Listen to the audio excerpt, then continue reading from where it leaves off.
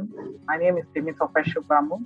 I'm a lecturer at the University of Lagos, and I lead the Evidence Use in Environmental Policy Making in Nigeria project.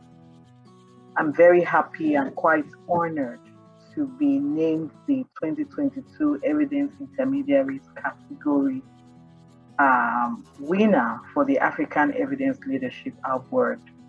I'm quite elated, and indeed it's been a long journey, but quite rewarding and most importantly, quite impactful.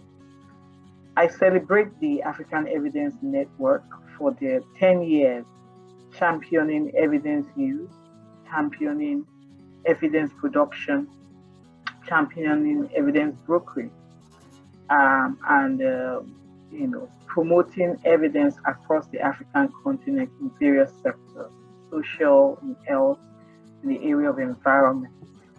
And today, I just want to talk about what I feel the evidence-informed decision-making space has been across the African continent in the last 10 years.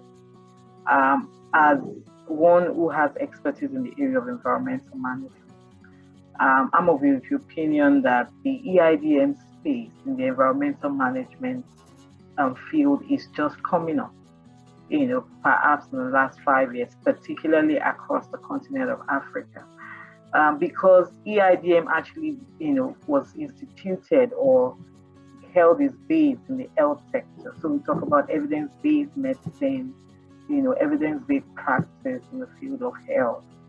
But in the area of environment, roughly about 5 years. And so I basically got into that space out of a deep interest and passion to have my science impact my world beyond just publications in journals and getting promoted based on publications. I wanted to have societal impact of the science that I do in the area of environmental pollution assessment and management. And so I'm very happy that the Ethiopian project is able to champion evidence use in the area of environmental management within this period that the AEM is celebrating 10 years.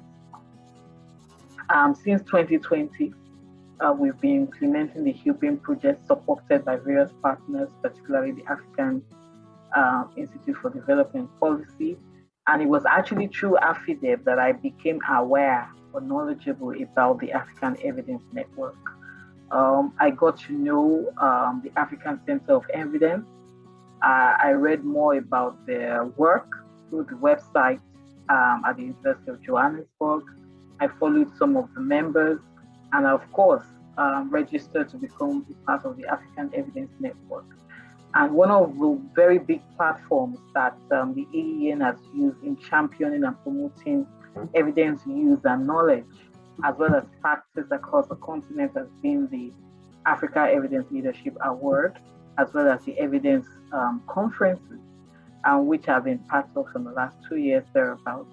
And I'm very happy that in being part of that and championing the cause of EIDM, I'm able to be nominated as well as voted winner in this year in the evidence intermediaries category.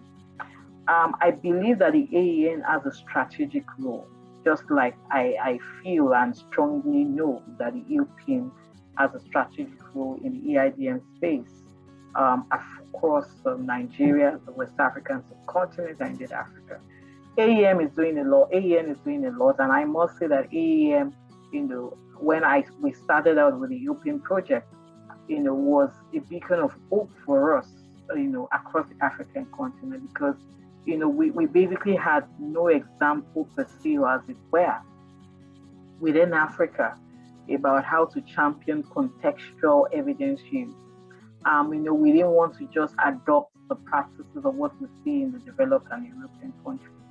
So we needed to see, those who are actually doing this and what the platform is like. And the ACE, through the African Evidence Network, has done that. A lot of promotion, a lot of stakeholder engagement, a lot of resources that have been made available through different media has actually supported a lot of, upcoming evidence champions, those who are deeply interested in having societal impact supported and underpinned by rigorous science and quality science indeed, in order to achieve what I call the Africa we want.